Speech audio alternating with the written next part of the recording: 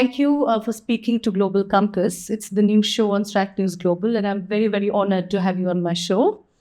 Let's talk a little bit about what's going on in the United Kingdom. We just had the local council elections, right? Yes. And the Conservatives did not do well at all. What does that speak regarding Rishi Sunak's popularity?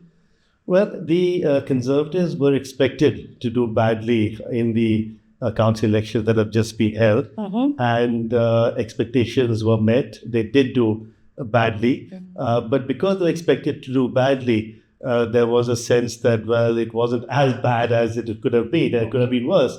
Having said that, the Conservatives have had a battering the local council elections. Now, there is a clear difference between council elections and general elections, but there has also been through the council elections a clear sweep of the Labour Party in gaining control of several councils and several mayors. The Conservatives, I think, won just one mayorship. So for Rishi Sunak, this could not have come at a worse time. He is struggling with challenges over the British economy, which was his key focus to get the economy back on track. That hasn't yet happened. There are other domestic political issues, including within the Conservative Party. But I think significantly, there had been a view that once the council elections were over, there'd been an attempt to unseat Rishi Sunak based on the expectation that he would perform badly, the Conservatives would do badly. But I think that is not happening. There is a view now in the Conservative Party that there will be no coup against Rishi Sunak, and he will continue to lead the party into the next general election. So that buys Rishi Sunak some time to try to get the economy moving, but I fear it will make too little too late.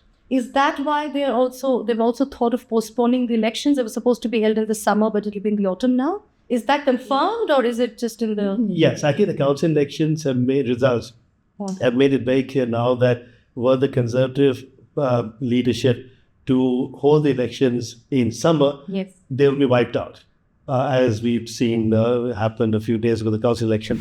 Let's talk about Rishi Sunak's policy. You know, the Rwanda bill that was recently cleared. Now, the Prime Minister himself is an immigrant, so to speak, and, there's very strong views that he has. Do you think that has gone against him in some way in these, what's the general feeling?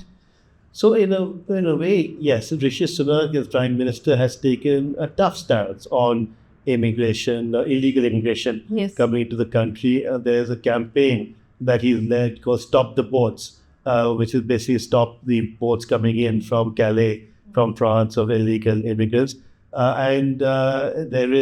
He's pushed forward the bill to move some illegal immigrants to Rwanda. And that bill has now been accepted, and the flights are expected to start soon. But within the Conservative Party, he is not seen as being extremely on the right. There are others who are even more sort of right-wing than him on these issues. And they are arguing within the Conservative Party that the reason that he's lost the election as Prime Minister, the council election, is because he hasn't been right-wing enough. And there are much more strident voices within the Conservative Party against immigration. Talking about other issues, this is again an international issue. The Labour Party, they have been very vocal on their views regarding Palestine. What impact has that had on these elections?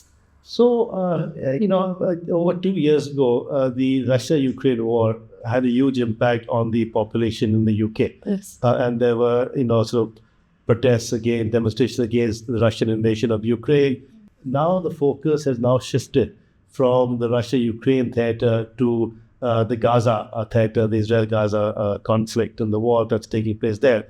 And the people on the ground and are angry about what the Israelis are doing in Gaza. The government has a different attitude on this. And I think the British government was supportive of Israel, but has clearly tried to restrain Israel, though unsuccessfully, as we've seen so far. For the Labour Party, this is a big issue for them, where a lot of their sort of electorate feels strongly about this. And this is going to be something the Labour Party, as in opposition, can be vocal about. Yes. But if and when they come into government, they will have to find out a sort of balance to what they are able to do as a party in government.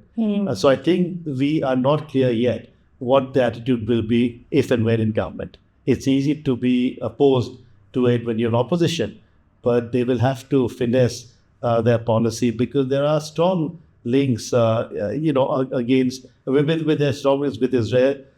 There's a whole sort of anti-Semitism aspect within the Labour Party, so they have to balance the domestic and the international.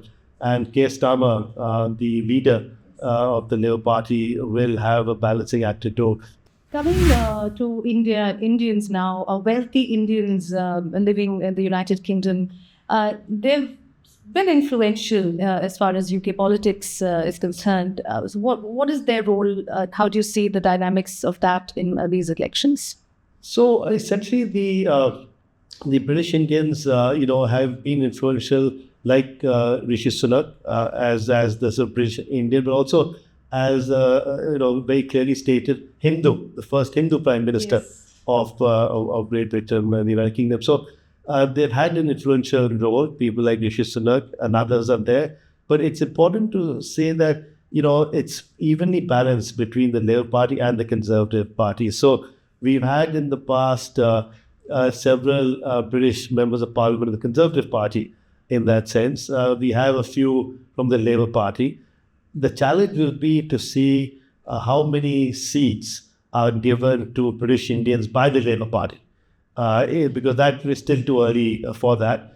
Traditionally, I think the Conservatives have slightly more British Indians in terms of members of Parliament than in the Labour Party. So for British Indians, they are seen and they need to be seen as British first. So in a way, it is their constituencies, it is their electorate within the UK that they're trying to, seeking to influence. The link with India, I think, is not going to be a strong one for them, because it will be as British nationals that they're fighting these elections. Okay. So interesting times ahead. I mean, we have elections, ongoing elections now, and then we will know the results in June. And a few months later is going to be the United States and the United Kingdom. Absolutely. It's going to be interesting, I think, the months ahead in 2024. Absolutely, Nilanjana. And I think there's so much at stake for the India-UK relationship. There's a trade deal in the making. This has been negotiations have been going on for a number of years. The FTA. Now the free trade agreement. Yeah. Negotiations are still continuing between India and the UK, and the possibility of new governments in the UK, if possibly Labour government. We have in India a sense that Prime Minister Modi is likely to return as Prime Minister for a third term. Again, makes a fascinating opportunity for really ratcheting up of India-UK bilateral relations on the political, but also the defense and security fields. Right.